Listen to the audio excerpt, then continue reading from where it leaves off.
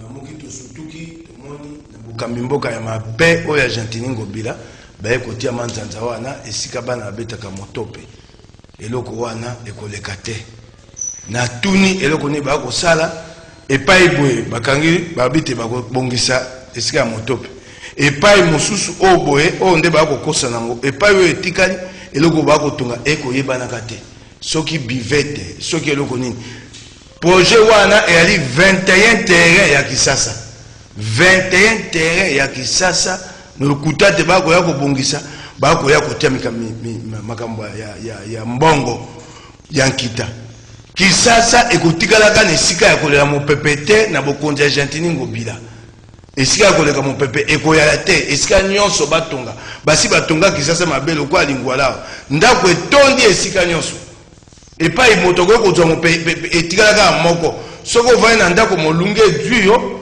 eleki ozwa mopepe ka na bar ka na terrasse esika ba espace public ya kalukwa baninga elaka te yango eloko wana na sina komelaki yango assemblée provinciale pour assemblée provinciale apesa makoki to silisa likambo wana lokola Argentine ngobila azana limeme ya assemblée provinciale ya Kisasa te zandu kaka ndenge moko manzanza na triomphal lokola ebite na assemblée provinciale ya azana bato na ye o bayokelaka ye bato bamata ko bakita na se akolekiso ya lingi ayebaka te kobanda lelo ye na ngai na balabala. Apparemment, le dossier va continuer. La dernière fois de ça, l'émission, le lendemain, il y a le ministre Moko Ayakiwara, qu'on a rassuré, qu'on peut faire l'explication, et puis on va continuer le projet, malgré que vous avez dénoncé. Aussi, Tangi Yango, Babi Misa Yango, Tanga Yango, projet. Makambo ko sala kisayo sama tisa somo. Babi Misa Yango, Baba Panisango, Bobenga, Babi Misa projet, Tali Loko Bakomina Katikuna.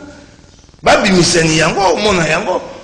Pona ni boko sali kambo soli kambo ma malamu pona bana mboka poni boko ko ebisa batote to sabu boko ya kokosa to ko kamba Kisasa bo na lokuta bo o ka Argentine babi bato azando tie bango boya gouverneur na wenze ya rai 24 batie bato 3500 na longoi makonanga na ndako na ete wenze rai na tuni bato batie bato bonya abi awe sige ali pona bato kama mwambe 800 pas plus il y a annoncé 3500. Très prochainement. Ndeko Joseph Kazungulu toke na grande actualité du jour alors que ba combo il y a ba dinosaure il y a bato il bazana ba peut-être carrière politique ou ba yebani ba leader connu et ba ndeko tamé ma pona cadre ya union sacrée pour gérer primature lobby loleki ou bato azalaki surpris ko yoka combo moko apparemment est connu du grand public. Jean-Michel Samba Lukonge, désigné, nommé Premier ministre, il y a tout premier gouvernement, il y a union sacrée, gouvernement où il y a défié Beleza, dans le contexte un peu crucial. Alors, on va prendre une nouvelle ligne. Merci Jean Médard. De prime abord, c'est un mensuel au Salema Lelo, et au Salema par rapport à la constitution en Bokanabiso. L'article 78, il y a constitué un lobby. Le président de la République nomme les premiers ministres au sein de la majorité parlementaire. Yango ko salé. Ngeto lobaki eti makambo oyo la structure fictive qui s'est nommée l'FCC et soit une majorité na ninga moyibi, ce que j'ai toujours qualifié de l'escroquerie politique. Il y a eu cette fois-là la nomination d'informateurs. Quand on va nommer informateur, M. Modeste Bachiloukwebo, à Sali Moussala, il a identifié 24 recrutements plus un député élu, si je ne m'abuse pas, de la circonscription Fasseni, qui était une circonscription unique. C'est maintenant là, les 24 recrutements qui composent l'actuelle majorité présidentielle, disons parlementaire, au sein de laquelle le chef de l'État a eu la latitude, Yakopona, Moto a estimé que à comprendre totalement vision naïe pour que ces derniers puissent constituer l'équipe gouvernementale. Et maintenant, le choix est tombé sur M. Jean-Michel Sama Lokonde, que je salue en passant et que je félicite. Parce que le public est posé en accueilli, mais il s'engage tout rappeler l'histoire de M. assumé ma fonction, il y a ministre des Sports. Il vous souviendra que akosala pe parti à 7 partis où le mois Kabila à l'époque quand on bengaka G7 parmi lesquels il y avait MCR et Anani Vielumbi parti où il y a Olivier Kamitatu ako parti na bango ya Denis Banza. Au jour d'aujourd'hui, l'actuel premier ministre Ali Koyengela Otoko Benga Nini Jekamine déplace pour tenir directeur général. Alors, il s'engage tout ça la différence entre ce qu'on appelait à l'époque mariage, ce que j'ai toujours qualifié les contrats, FCC cash. C'est-à-dire pour que Banome Moutou, il s'engage une négociation entre Kabound, Namouilania, et surtout chez Kabila et qui n'est pas Félix Tshisekedi. Non, aujourd'hui, maintenant, c'est le chef lui-même désigne Bato pour accompagner pour qu'il assume ce que nous appelons qu'il n'y a jamais eu de mauvaises troupes que de mauvais chefs. Parce que maintenant, il faut savoir que tout ce que les chefs de l'État sont en train de poser comme acte, a raison de se faire pour payer sa batte, que Songolo Pakalenda, c'est-à-dire que n'a qu'à mission là. Vous comprenez? C'est ce qui se passe. Mais comment le mec va tout babanner qui cause la combo et non. Et c'est qu'il y a des noms autres et bien mboko et yebani. Mais où t'as pas yenge la bibonga et que c'est na banika, batikala comme marqué histoire en moka na bisoté. Nous voulons au jour d'aujourd'hui, il y a des noms. Les vieux Mike qui est avec moi sur ce plateau, c'est un nom dans ce pays. Donc le but c'est que Bakongo c'est la Bakongo Kalo Batuba yenge là déjà. Au jour d'aujourd'hui, ceux qui vont nommer Mike Tokolosema que Congo n'a pas parce que Abundaka na opposition, n'a pas d'expérience à cause de la tête. Si le premier critère, c'est que le chef de l'État a tenu compte de la moralité, crédibilité, sincérité et honnêteté. Il vous souviendra que l'actuel ministre à portefeuille a notifié Papa Oyo, tant que chef de l'État n'a pas bango. Mais regardez la patience avec laquelle Azilaki notification. Ce sont les signes qui prouvent que non, ce sont des hommes d'État. Attendez la carte IDPS, attendez la carte cash parce que Azam tu as cash. Attendez la carte Batouana Nyoso, à trouver la moralité, la confiance, l'intelligence. Oui, parce qu'au jour d'aujourd'hui, il n'y a même pas question, il y a un diplôme. Le diplôme est allé belé. Aujourd'hui, le Congo a besoin des hommes honnêtes. Parce que Moutoubaco confie une mission. Je prends un exemple. Ministre sortant à transport. Les raisons côté Naboko Zinaye. Mais qu'est-ce qu'il faut faire? Trouver d'abord la solution. Par contre, il y a à côté de on a 14 mois, à d'autres on a 21 mois. Merci. Non, je vais chuter par là. Pour la population, nous nous trompons souvent. Non, mais bateau, nous ya sika. Ne tu mis à transport, à moutou à sika. À tikala pour gérer. Na kisika na yeni ya salipuna. Awa, il n'y a pas de question, il y a MLC, ensemble, IDPS, les chefs de l'État pointent au sein de la majorité parlementaire qui est l'union sacrée. Comme demain, moi, je suis en train de profiter, pas flatter, viens mettre Naïboui. Mais c'est les meilleurs ministres, il y a médias et communication. Eliezer Ntambwe, les meilleurs ministres, il y a transport. Donc, il fallait ce qu'on soit honnête. Les gens qui ne se sont jamais compromis dans mauvaise gestion. C'est là. Avant, on m'appelle ça Maïki Maloba. Donc, plus question, il y a débat, non, il faut que la au sein, il y a majorité parlementaire, bien sûr, oui, union sacrée, mais que la pouvoir politique, il y a chaque composante par rapport à la responsabilité, c'est quoi. Mais plus question, je me comprends. Pouvoir politique, c'est maintenant dans la composition, lui-même l'a dit hier, le nouveau premier ministre. Oui. Alors, il va rencontrer les formateurs, à 24 regroupements. Au moment où il y a l'AFDCA, là, 42 députés. UDPS est allié, 38 députés, ainsi de suite. Parce que l'ensemble, il y a Moïse. C'est une élection. Mais, pour recorriger tout simplement 3 plateformes où il y a élection à compte, soit avec l'accompagnement de Moïse, G7, MS, na AMK. Baton qui va s'engagner, il y a 70 députés. Mais il y a une élection net G7 moko. Il y a un nombre d'électeurs qui 17. Maintenant, la foi politique est qu'il y a un gars. Bakozwa, AFDCA, Bozo, vice-primature, Yaboy. Bino G7, vice-primature, MLCA, vice-primature. La répartition est assez, il va tenir ce qu'on compte dans la foi politique. Non, mais j'ai dit, l'actuel Premier ministre sort dans la majorité parlementaire que nous appelons l'union sacrée. Merci. La union sacrée, on nomme Mike, on nomme Joseph, sans tenir compte de la place, parce que nous sommes tous au sein de l'union sacrée. Merci. Mike Mkebaï, comment on va prendre nomination, il y a Jean-Michel Sama Mukonge. limbisa ngai mpona kenda mbango na sisa nano na likambo ya zando ka loba moko mpona kotaisa te makambo jantini ya kosala solo ya lite ayebisi bana kisasa mokolo abimaki na zando abi te ekomi projet ya sika yali su zando te bakotonga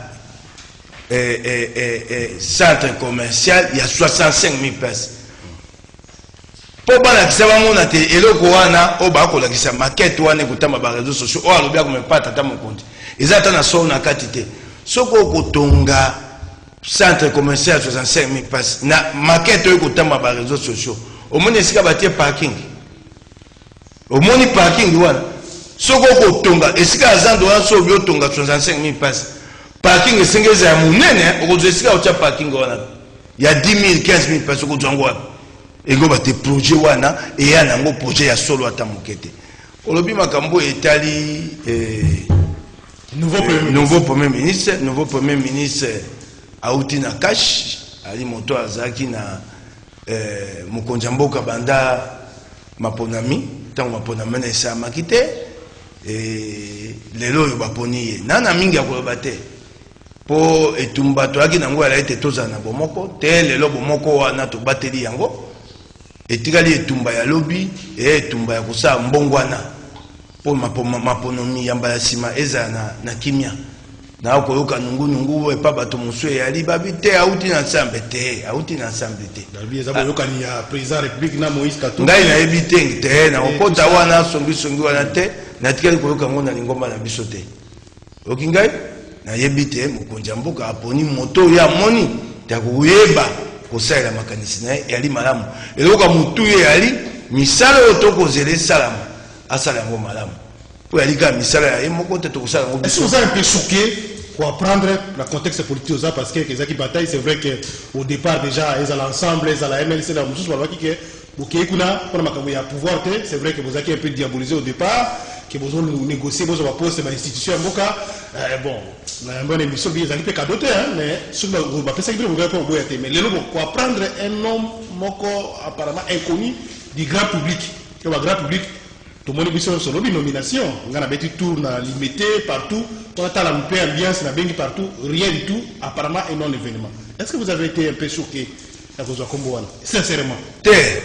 Ngala sina ebe kokenda bongo. Tango na lekaki na baki te yali na tango ya kokamba. Biso pe to na posa tozwa ngwende moko ya monene. Epai mongo na biso koloka na soko esami bongo te engo batete sika pesa ngakanda na batete. Tobaki te na nyonso tokosala eloko totia liboso ya likongo 24 heures ou 48 heures avant nomination toyoki ba parce que comme on a déjà parce que notre délégation qui est Lubumbashi kokutana na Moïse Katumbi ba émissaire ya président de la République va proposer poste ya premier ministre et que semble-t-il aboyaki ba solo la kinga na ebité na ko kaka ndemino ba pandisa ngo bokolo ba ba solo la kinga na ebité atie ko ebisa biso yango te na ko kaka ba pandisa ngo ba ko ba pe na ebité ba pandisa ngo pe bola ikuna te yaka na songi na bino yango makambo ngo na ko jango na kokeba na ko jango na kokeba nenga bakisaka ka moko na likambo jozalo bakiawa to mangomba mini to misato te to ali G7 to ali AMK to ali MSP to ali na AAD loko angai na li AAD na kati ya ensemble to akawa regroupement mini ndena ngana na bakisa eloko ekiza toko za sikoyo atia gouverner pe nenga bakisa sikoyo na okia obina ngai ministre malamu ya media Natondi yo matono ndenge bibongo kasi je ne suis ni demandeur ni preneur. Mais c'est la société qui réclame ce pas. Tete. Nous nous rencontrons le base. C'est ce que je dis. Non naïbe nabi na senga na tika ko senga te pe na posa ba pesa ngai te. Na yebi musana osa na yebi oyanga na kotonga. Epa ko mangai malembe. Yango kaka na ngai ko bakisi ande ko nanga José.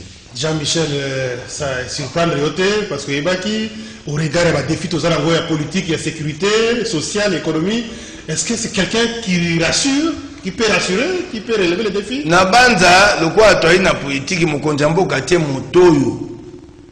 Na iliki na ya ebita ko sale la makanisi nayi.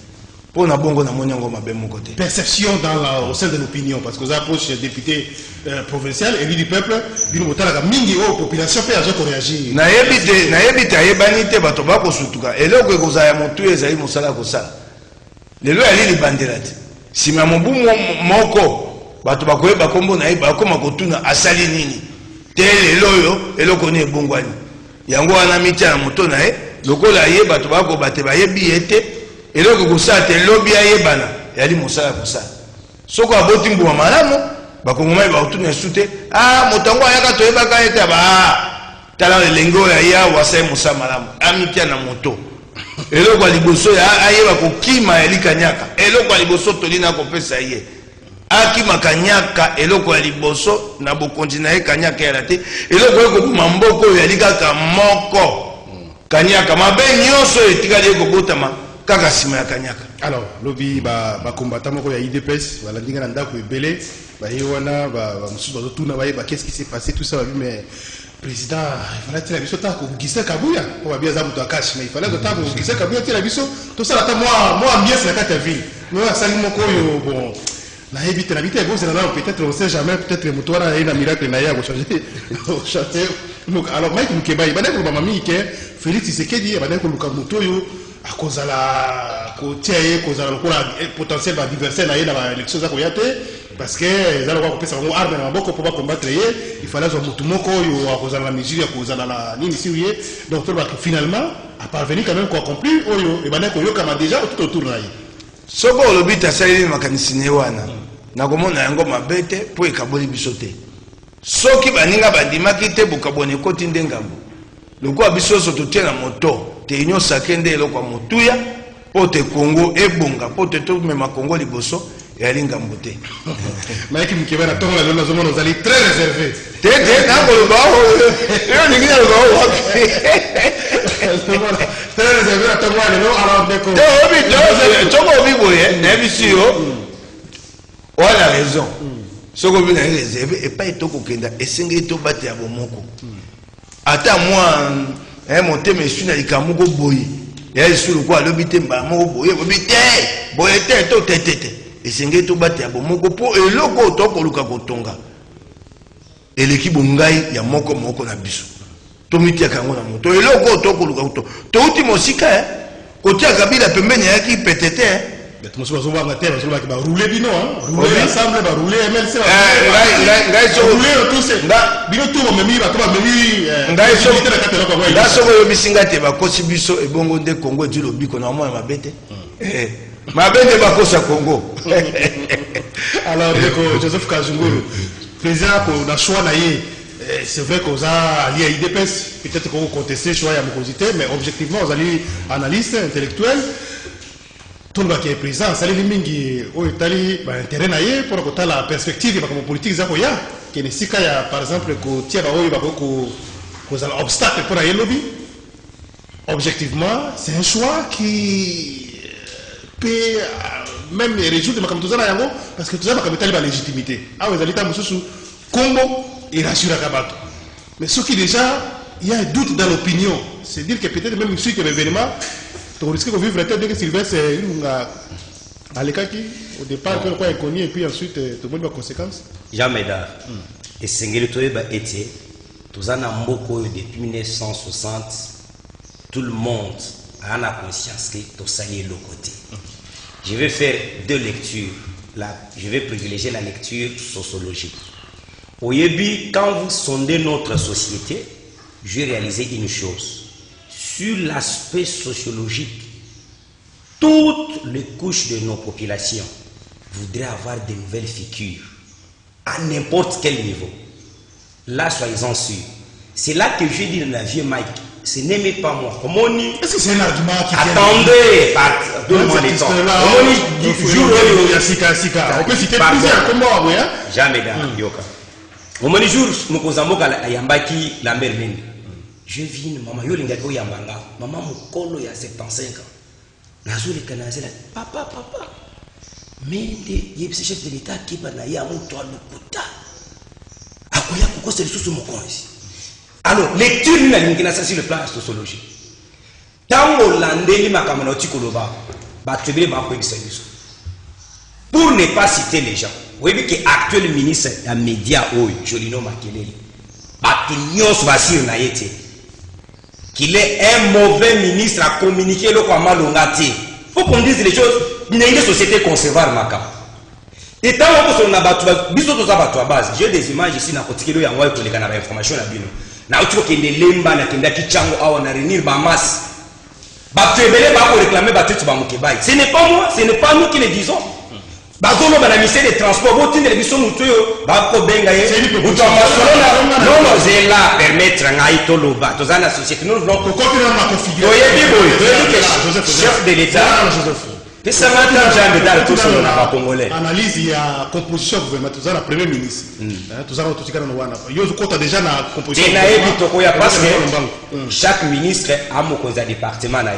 Lui-même, Sam Lokondé ne réussira pas la mission sans l'accompagnement des autres.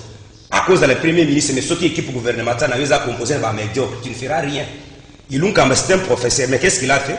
Prenez Ilunga Kamba à la gestion des Matata en pognon. Parce que Matata a fait, si je ne m'abuse pas, 4 ans à la primature. Ilunga Kamba, 2 ans. Est-ce que le bilan de Matata, Ilunga Kamba est arrivé à 25%? C'est zéro. Même aux IFE plus qu'Ilunga Kamba. Dans les réseaux sociaux. Oui, mais c'est ce que nous disons. Soyons sérieux. Jean-Michel, bien que tu aies vu que tu as cash, ou peut-être FCC Kala, mais Balobi, qui est le premier ministre. Il y a consensus, Kabila, Félix Tshisekedi. C'est non. Parce que les réseaux sociaux qu'on a surtout comme Katangé, et voilà, est-ce que c'est... Choix Yandekwana. C'est un choix personnel. Il a choix mon chef de l'État se rendre compte, parce que même au président du Conseil des ministres, le chef de l'État, constitution qu'on peut se maquiller pour déléguer pouvoir. Nous sommes avec toi, tu es un juriste d'investigation. Est-ce qu'au Tikala, comme on a Félix Assida, il Kamba a présidé le Conseil des ministres, plus de 50 quelques conseils des ministres qui se sont tenus. Pour la Azaka a confiance, n'a été. Amouto Bakabila va proposer. Mais je te donne seulement un cas typique. Attendez voir maintenant au Komoni Bakomana considéré Samano Kondé, tous les conseils des ministres presque. Parce que le chef de l'État actuellement il préside l'Union africaine. Les médias étaient pointés parce qu'on a fait les enquêtes partout, il est passé. Commençant par le ministère des Transports. J'ai camé une place à Zokende. Qui oublie que tant ou à l'équipe de découvrir ma cambo et il y a Kanya pour les Kakekona. Je mets les conseils, je mets les PC. Et Sengeli, pour qu'il puisse se démarquer, pour que le peuple ait que politiquement, socialement, comme ça, la petite, disons, je peux dire, Namas Bayebieti. Au moins la classe politique est maîtrisée. Mais il va se démarquer tant à côté de l'aspect qu'on touche totalement la population. Il y a un candidat député national en 2018, mais a perdu l'élection. Mais la 2006, Sazaka est lié. Il faut qu'on y ait la 2006, Sazaka est lié. En 2018, a perdu. Non, non, moi je te dis en 2006, Sazaka est lié. Je ne les défends pas. Biso, dans la position, Biso, dans la Zabo. Oza lozuata ndekona oya ngayo ya mama papa moko onomeye. Étant donné qu'à ça pour l'intérêt de la population, que je viens d'ici pour contester. Cette politique d'autosatisfaction ne nous amène nulle part. Nous avions connu ça avec Batoua Kabila à 18 ans. Et je te pose la question, tu peux me citer tous les caciques qu'il y a FCC. Bilanga Bakata Wapi, commerce Nini Basala pour que Bazana standing des yeux Bazana Ngolino. Il tire toute cette masse d'argent na origine ni.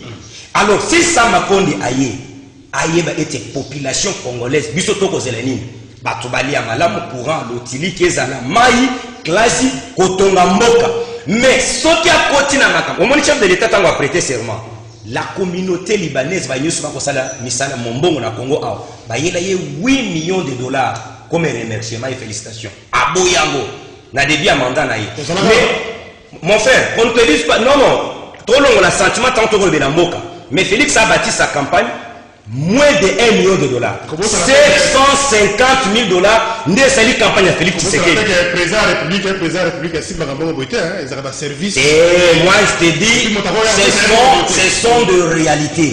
Alors, nous sommes au Singapour. Pour le dire que tout le monde équipe gouvernementale, tout le ministre. Moi, je préfère qu'à ce stade, il fallait tout procéder dans l'engue de Michael Tukoloba. Tout que dans l'absence à un conseil, tout soulever dans un conseil. Et puis, la proposition permettre, pardon, topé sa papa ou tout le banaye boy. J'ai aimé ma kamoloba qui lobby. Nous ne voulons plus dans le gouvernement où bateau bazana moralité où il y a ma bé. Parce que maintenant, ils ont sacré. Puis, il y a un effort. Même si un membre de son gouvernement est incompétent, reproché par la population, qui lui propose au chef de l'État vite que ces messieurs-là, ces derniers, soient révoqués. Parce que constituer péché moi pouvoir. Et lobby, les chefs de l'État ne peuvent pas révoquer un membre du gouvernement à la proposition du Premier ministre. Merci. C'est pourquoi il doit intégrer la vision du chef de l'État.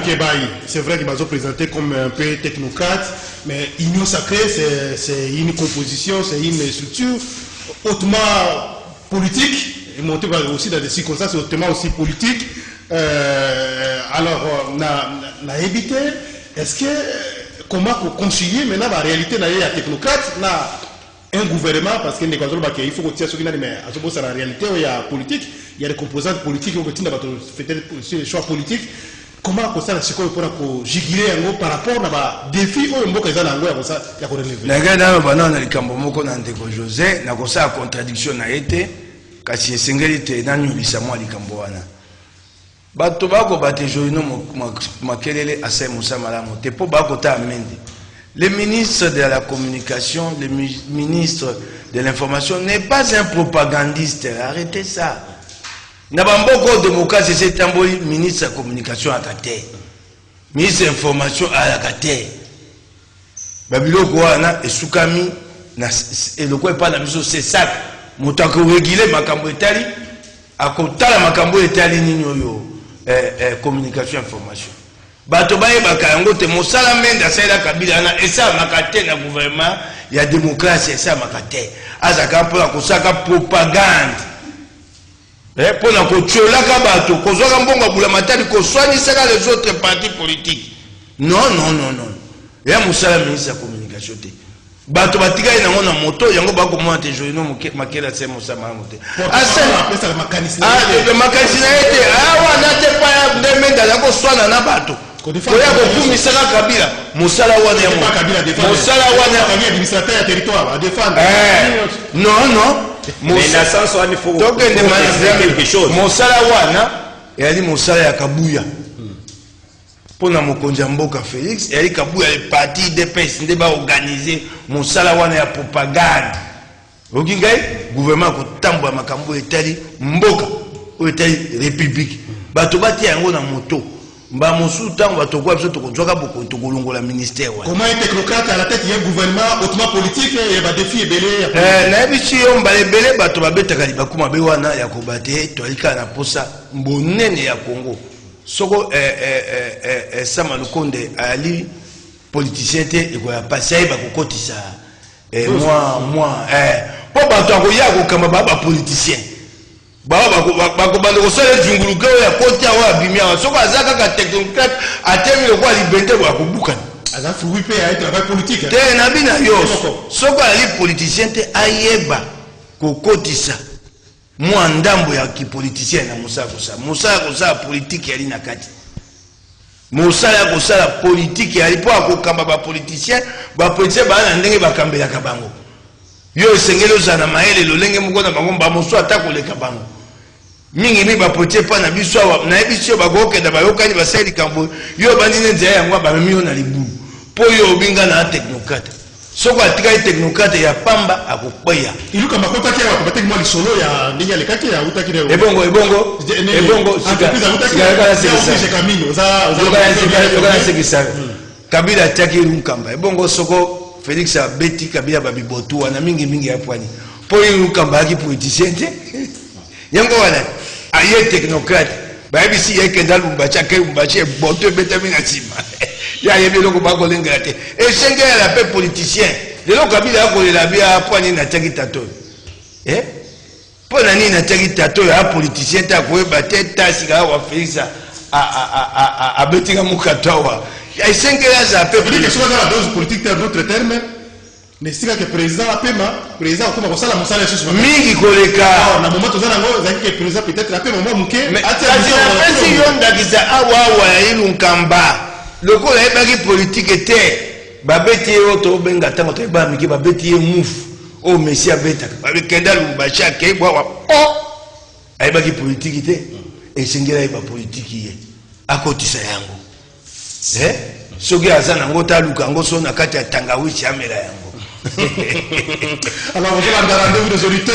On a le Mike Moukebai, député provincial de la ville de Kinshasa, Pendeko Nabiso Joseph Kajungulu, pour construire à l'IDPS.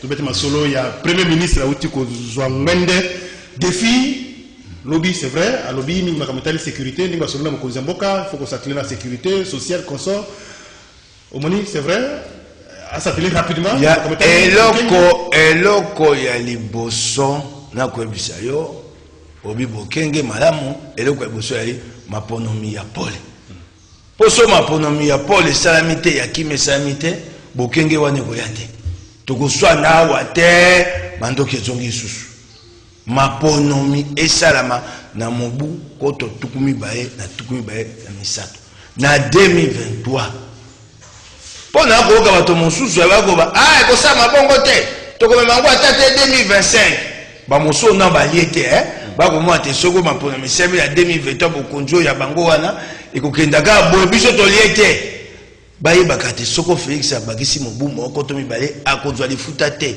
ye nde akobungisa mingi va perdre au niveau de la communauté internationale personne ne les soutiendra à l'interne biso banso tokobata se lokwa Kabila et na lifuta moko te mobu moko to mibale na koka bato bako bango pe bakomona bela lokwa bato Kabila ba bango na nko. Est-ce que ce qui est déjà la nomination du premier ministre ne tozoka Félix Assalini semble-t-il volonté naïe ça pour consulter certainement alliés ou partenaires politiques à imposer choix comme chef de l'État au sein de la majorité union sacrée ce que ça vous pensez que à procéder facilement à la réforme vous allez envisager à procéder facilement à l'organisation des élections au délai prévu facilement c'est ça un peu avoir tous les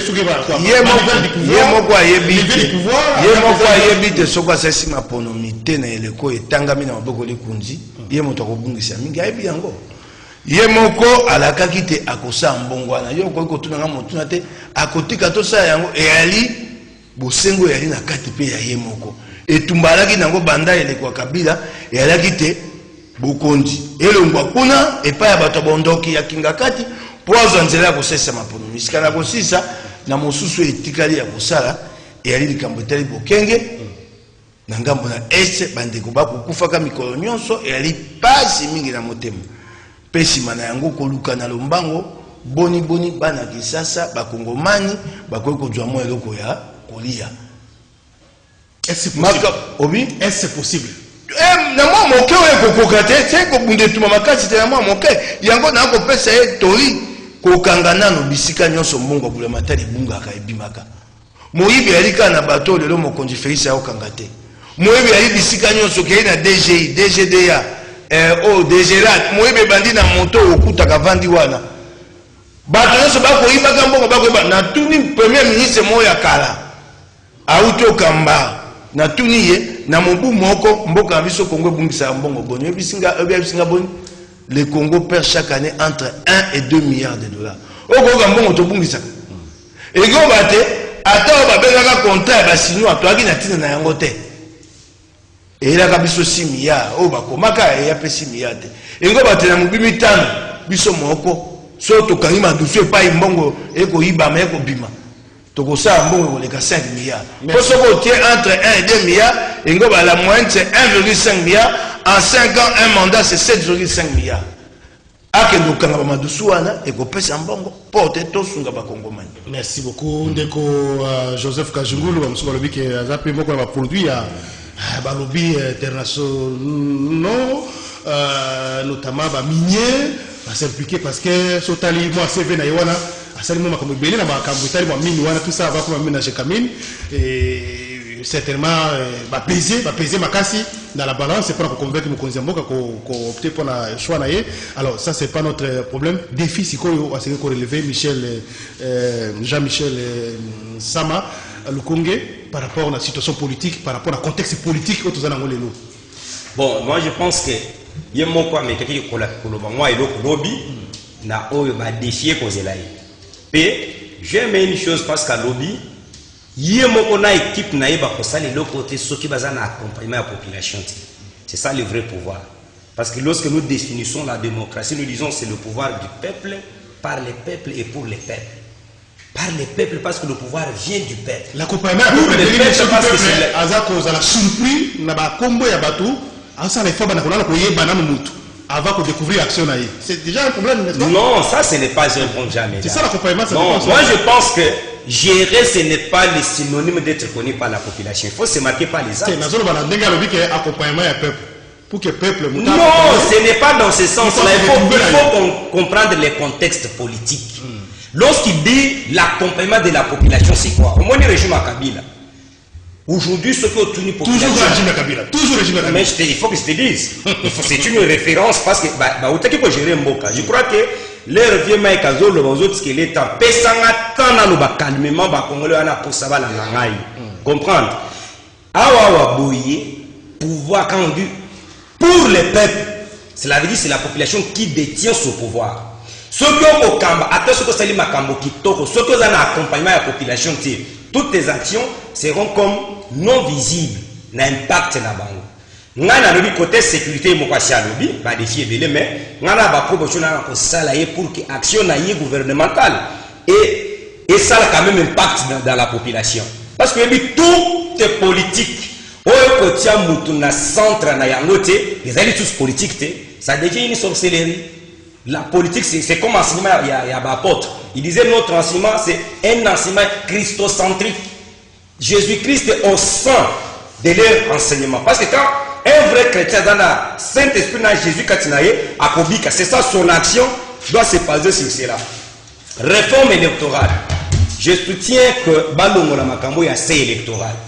C'est électoral et faire éliminer les vrais leaders dans nos milieux ruraux surtout. Pour qu'on ait le mouton à cause de la saliba acte, mais salé de la circonscription dans le territoire Mokoboye, population et PC confiance. Mais à côté d'un recoupement Mokoboye, quoi atteindre ces électorales était à Katani. Et c'est qu'il va revoir le coin. Notre système fiscal. Les systèmes fiscaux, tous en ont un déclaratif et un livre faible. Merci beaucoup. Non, attends, donne-moi un petit minute. S'il te plaît, faut que les réformes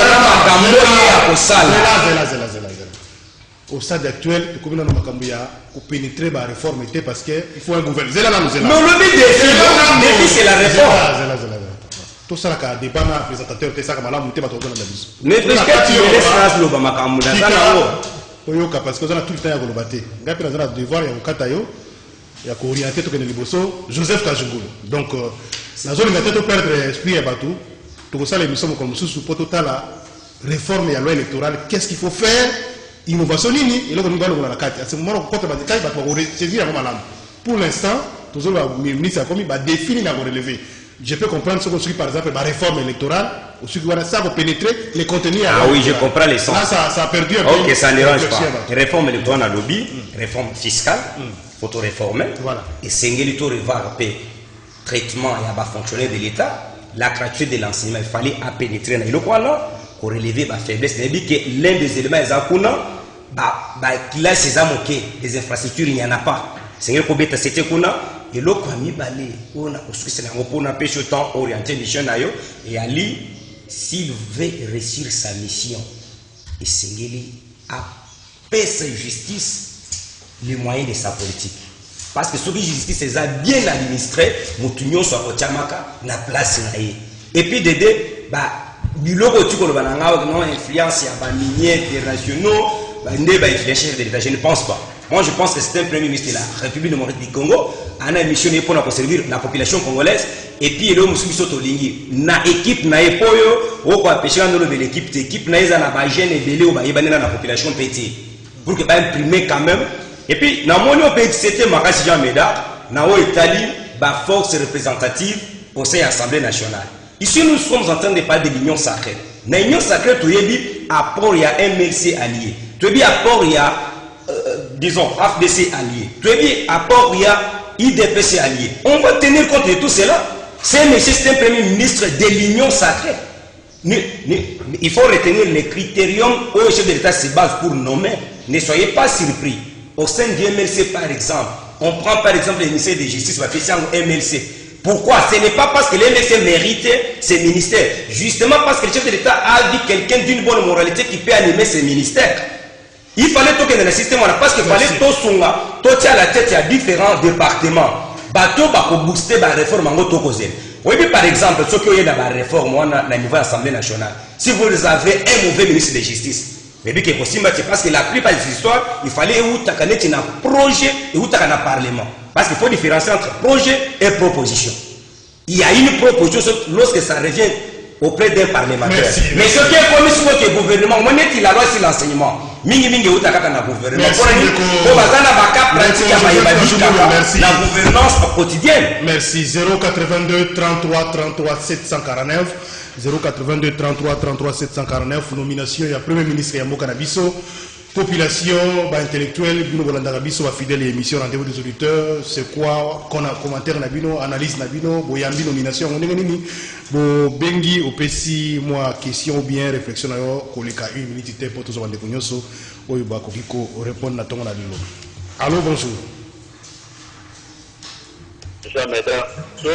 Bonjour, papa. Comment on a le Bengi Soir? Comment c'est Raphaël Namatongue, Napeti.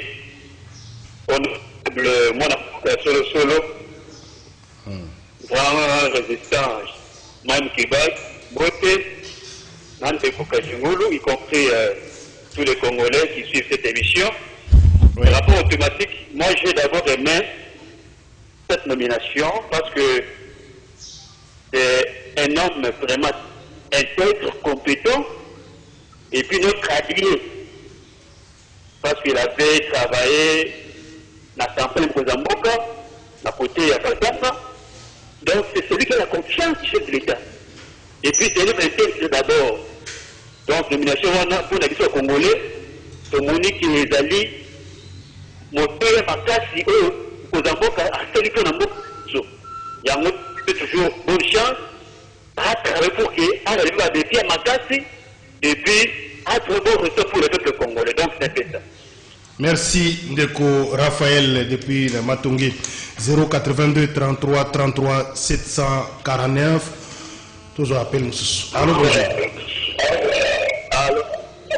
Mbote papa. Oui, bienvenue soir.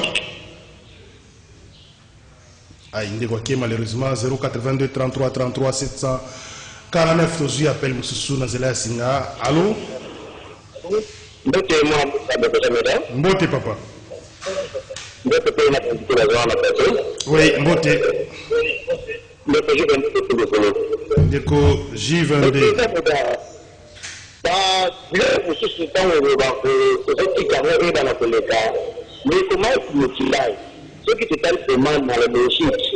La politique n'a pas à la minute qui m'a dit que la politique n'a on a pour critiquer une cam à la niveau de la média taille politique, niveau moment une cam à la politique, mais qui va être la process na niveau. Au sein de la média une cam. Tu es le premier ministre. Oui, là, alors à côté du camarade que tu as dit, au sein de la première minute na on va être en haut, c'est comme jamais là. Donc quel est le niveau? On a trouvé ça m'a beaucoup. Ce qui n'a pas été là pour attaquer. Le côté Jean-François Tamba EBT, là na EBT. À l'état ministre pour là na EBT.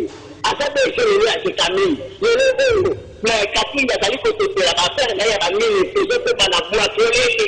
Cathy a d'aller côté de la mission là va être compris. Merci. Mission de petit le à ça la consultation. Il y a la réponse de la partie là la consultation que là il va passer est que rapport au va ça fait le parce que nous comme le ministre par la sonne.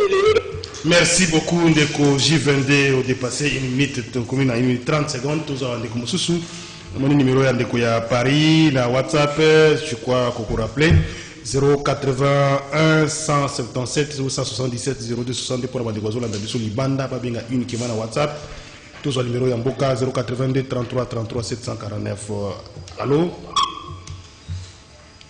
to yamba numéro ya libanda ya Mboka Ndeko Akei. Allô, bonjour. Allô? Oui, bonjour. Hein? Bonjour. Oui. Allô? Bonjour, papa. Nous avons bien soir. Nous sommes partis en France. Oui. Combo? Monsieur Jean Baudouin. Oui, mais c'est Jean Baudouin. Toujours là d'ailleurs. Monsieur Jean Baudouin. Oui, mais c'est Jean Baudouin. Toujours là d'ailleurs. Invité Moussousou Azana yo pembeni wana azalaka avocat ou bien azalaka mutu ya société civile na bengi boye pona tuna pourquoi est-ce que azana ba preuve oyo ezokolakisa ke bayelaki président république 8 millions d'euros 8 millions de dollars na ba libanais ceux qui a solo bayaki nango est-ce que ça problème à cause le banango na télévision bayo banango voilà ma préoccupation nanga et de deux oyebisa ye pe amekana mpe kosoigner langage na ye so azoleka na télévision et par après à respecter pe nini si toute prononciation aza na yango vraiment alobaka bien aza soki nani nayebi te avocat soki nani mais alobaka makambo ya solo bato bakosepela na yango toya kotialaka soki babengaka ja lelo na télévision te que président bayelaki 8 millions de dollars aboyaki yango non c'est pas ça et c'est pas digne. Merci alors. Merci Ndeko Jacques Baudouin depuis France. Na conseil nayo, je crois que Ndeko Joseph Kajungula Landi pour répondre yo au moment opportun. Tout le monde m'appelle monsieur. Allô, bonjour. Allô, bonjour, de Médard. Oui, papa, bienvenue sur Api Komonani. C'est Stanley. Pardon?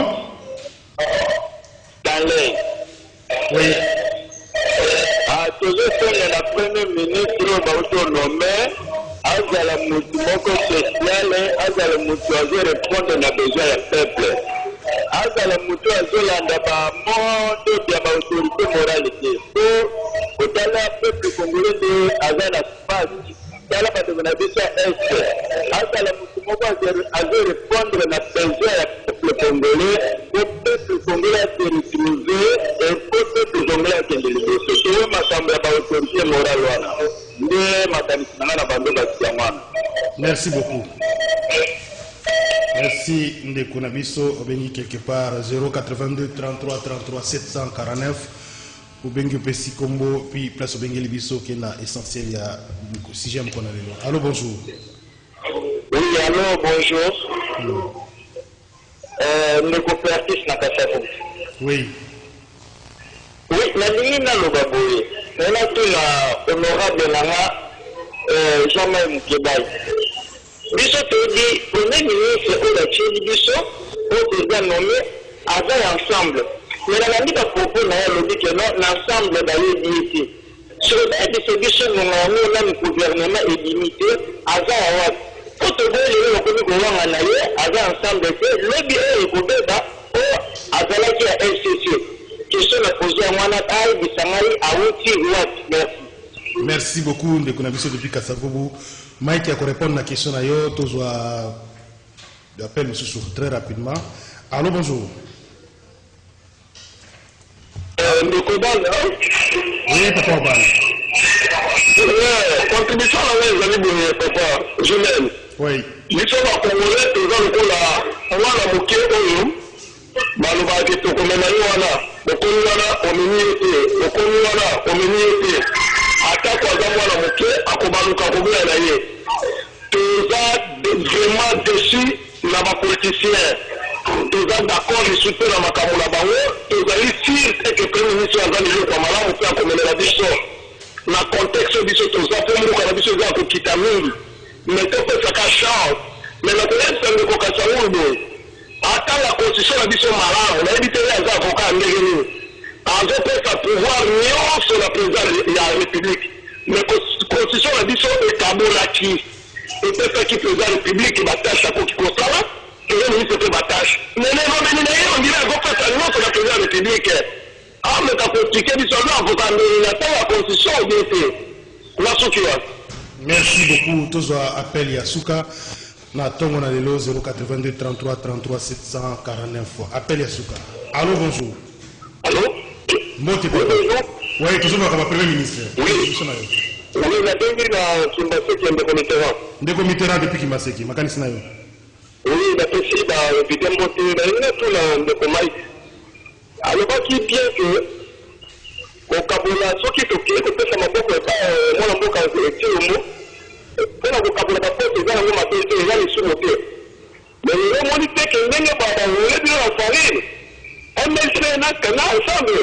On va voler le coup pour le bâtir. Comme on a ce petit qui va réforme. Est-ce que ceci n'est pas qui va réforme? Au moins, une politique de les Arabes. On continue à les boulots de Moko. Politique est là pour subir la conséquence, c'est ça. Ah, la raison est tout à la merci beaucoup. Tosuki wana pona mkona lelo très rapidement Mike Mikebai. nakoyanoa nano na ndeko abi conclure Sama Lukonde soka uti wapi Sama Lukonde bato bayebi te azalaki na lingomba na bango ya ako na maponomi bayaki na mokonzi Félix na ntango ya maponomi bayalaki na ye ali moto bato ya liboso bazwaki baordonnance ya mokonzi ya mboka mpo bakenda kosala na jekamine alaki na kashi banda kala eza ya koswana te te. Là ce sont les faits na ko bango te po te ndeko alobi te bakosi ngai na sepeli soko bite bakosi biso so bakosi biso lokwa yo lobi ali maamo soko esami ali po Kongo ekenda ngai na nyokwama wapi mabe so nga mona ndimi yango yo pati ni siko yo zo yo kokomi otola ngai alobi malamu ata ensemble azwi yango te kasi Kongo ekenda liboso siko yo motema pati ozo yoka koleka ngai kolo likambo alobi pour le Congo je dis oui j'accepte siko yo ekomi kotola ngai te ndeko so yo moni te bakosi ngai nabi lokwa bakosi ngai Congo ebiki nabi l'essentiel c'est cela nga na ali moto na koleka eloko totelaki motema tokangaki motema awa ete union sacrée ebika biso tosengaki yango tolobaki te na kokamba esengeli bapesa biso ngwende moko esika mongongo na biso bakoyokana soko sika tozwi yango te naloba te bakosi ngai tobimi union sacrée mpo kaka yo moko wana oyo okotsola ngai sikoyo omoni bango balingaka Kongo te mpo bapesi bango te bakei okozwa ngai na motambo wana te soki ngai bakosi ngai na ndimi ndongo olobi wana kasi bakosi Kongo te. Merci. Joseph Kasugolo. Merci. Il y a une question pour Tunakikuna. Je vais répondre d'abord à biso au Abindi au ya France te alors que la constitution ne donne pas au chef de l'État tout le pouvoir. Je n'ai pas dit ça. Constitution coûte dans la gestion quotidienne et mingi premier ministre pouvoir révéler parce que c'est lui le premier ministre soit avec son gouvernement on est responsable devant l'Assemblée nationale. Et puis je vais le dire, peut-être au cause n'a évité ma cambio salapé na université n'a évité, c'est que moi je sais les droits logent dans les feelings, les droits logent dans les exceptions. Parce que au état du principe, même la Constitution dit ceci, nul n'est censé ignorer la loi. Ça c'est un principe. Mais quand tu prends maintenant un juriste praticien, il ne s'effondra pas beaucoup plus sur les principes. C'est les exceptions. Bah exception que tu dis ça là comme moni mutua a remporté procès oyoyo azaki nangwata ezaki ata en faveur na yete. Ndeko en France, tu n'as ni qualité ni capacité de me demander la preuve. Mais nous qui sommes proches du chef de l'État, tu dis que bah oui mieux yaki aboya. Sauf que tu as un régime boliambon, soit je connais peut-être ta nature, au cause à la mutua fayoulou. Hein? Ceux qui sont là, peut-être, je m'adresse à ces messieurs. J'appelle ces bouillés. Ils ont la qualité pour se rendre preuve. Mais moi j'ai des éléments. Na moto azolanda biso na émission oyebi ete nga na yebi ete tozapina moi langage. Je suis un politicien. Quand tu poses la question, je comprends son origine. Non, jamais là. Ne permettez pas aux gens de s'attaquer aux gens. Quand tu nous invites dans des émissions, nous produisons des efforts, nous fournissons les efforts pour répondre. Lui ne peut pas prendre le sens de s'attaquer à moi inutilement. Il est à la qualité de la preuve. Acteur. Non, je m'adresse à ces messieurs. Tu es bien dans la France, qu'on a bien attendu le roi Malongate. Babi, tu m'as bango bazo sala ya ba réseaux sociaux ne bitumia zo ibsanga. Nous quand on affrontait Kabila ici sur le terrain, lui était place à Zali après sur na caniveau n'habité. Mais ailleurs il y a un principe en droit qui dit actori incumbi probas. La preuve incombe à celui qui a les faits. Alors je te demanderai de saisir la justice, comme ça moi j'amènerai la preuve. Merci beaucoup. Ce n'est pas ça, non. Nalandi, Mastana, parce que Nenga Lobeli, et ça sent ça comme manquer de respect aux gens.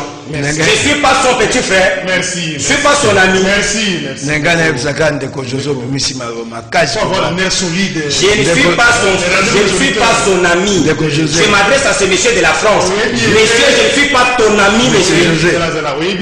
José. Mais ça kaka boto si yo bimaba attaquer yo vous avez intervenu. Yo yebi bataka kosibisaka na média. Mais eloko na kokata na mutone stanenge nini. Azo émission ya ndeko Eliezer Ntambo. Soki akokuta preuve makambo no tsholo ba 8 millions. Masolo na député. Ça a été bien dit par Eliezer Ntambo. Il veut que je dise quoi. Ou bien la côte l'esprit na yé, tant on a besoin de médias na ba volonté na yé. Je ne le ferai pas, c'est ça la politique. C'est ça la démocratie. Nenga kaka ndeko Josette abimisima ba makazi tanga ko baso ndeko ana caniveau. Et elle m'a monté ndeko nanga. J'ai mieux dit le débat où il y a caniveau, moi je n'entre pas là-dedans. OK. Mais là tu me connais très bien. Na contre na ba débat caniveau, ça c'est un débat de caniveau. Malgré qu'il vient en France, il a des débats de caniveau. Lui voit que la France est le ciel. La France n'est pas le ciel. Quand quelqu'un s'attaque à ma personnalité narcotique, elle est placée là, vous retenez pour définitivement retenir cela. Surtout pour ces messieurs-là. Tant que ça, la mission, sur la tangélio, attaque, message, ou nazoaka, de part et d'autre. Zélanam. Et ça est bien à Ebi. Je suis. Mais n'a répondra pas toujours, n'a pas encore y'a non, tu es montant sous, azoko, tout n'a motuna, mais c'est pas dit qu'elle a contre eux. Maman qui va tout n'a pas attaqué, mais c'est pas dit qu'elle a contre eux. Peut-être Balingi, azo s'intéresser à Balingi, et là, comment peut-être monnaie mabé, à Lingaloba. Non, la France est à l'obéli, à l'obéli, la France est à monter Mali Koundou, la haine. Je n'ai pas ça, je suis contre ça. Merci beaucoup. Bon, PC numéro, on a contacté un personnage, je lui dirai comme ça. Il ne me verra pas chez lui. Mais c'est peut-être que vous avez parti, moi, comme non, moi je n'ai pas quelqu'un qui s'attaque à ma personnalité inutilement. Non. Tokomi Nasuka, je crois 30 secondes. Chance, nous avons ça pour la poursuite, il y a union sacrée. Bomoko, après nomination du Premier ministre. Et tout le monde ou bien parce qu'il va commencer à c'est investiture du gouvernement, c'est composition du gouvernement. Le Sénat, ce n'est pas un enjeu. Le Sénat, c'est là où il y a un gouvernement et tout le monde a des oeufs. Au début, il y a des longues et il y a capacité de battre les longues pour les beaux tangouma. Le plus dur est devant nous. Triomphalisme, comment tu sais les camingi?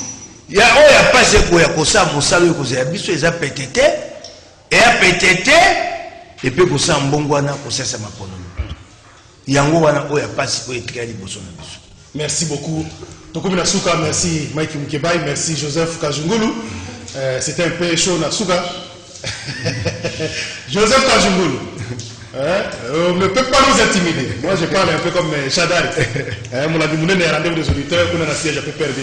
Merci à Christian Banjolo, merci à la réalisation. Irba Zaki, la radio, José.